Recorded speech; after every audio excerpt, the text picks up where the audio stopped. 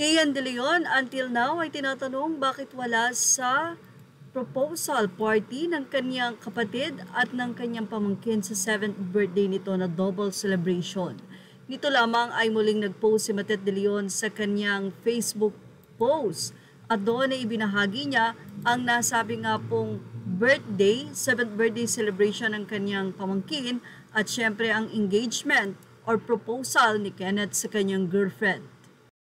Of course, marami ang natuwa at nagsabi ng masaya kami dahil maayos kayong magkakapatid. Sa katunayan ay inalay pa nga ni Lotlot ang nasabi ngang engagement party na iyon sa kanyang ina na si Nora Honor na yumaon kamakailan lamang at doon ay sinabi niya na sayang nga at hindi niya nasaksihan ang proposal ni Kenneth sa girlfriend nito.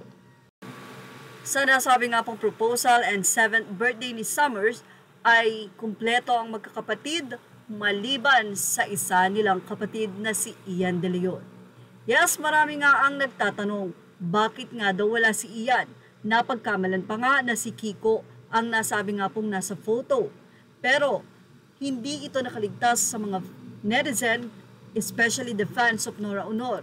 Anila, knowing Ian, hindi niya palalampasin ang ganitong pagkakataon not unless they're not in good terms. Well, hinanap talaga si Ian ng mga netizen. Anila, sad Ian and family weren't present. Take care of each other as promised to your mom. God bless all of us. Mas maganda sana kung andyan si Ian. Say pa ng isang netizen. Kulang wala si Ian.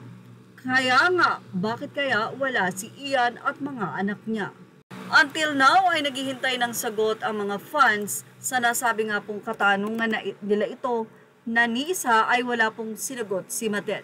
Pero syempre, ang ilang fans naman ay nagsabi na wag nang bigyan ng anumang kahulugan ang pagkawala ni Ian De Leon sa nasabi nga pong party or 7th birthday at sa engagement party na ito dahil for sure baka busy lang talaga si Ian.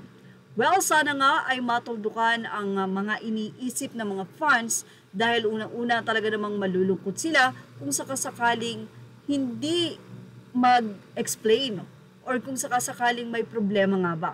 Baka naman nasa ibang bansa sila Ian kasama ang kanyang mga anak o talagang busy lamang. For sure ay maayos ang magkakapatid.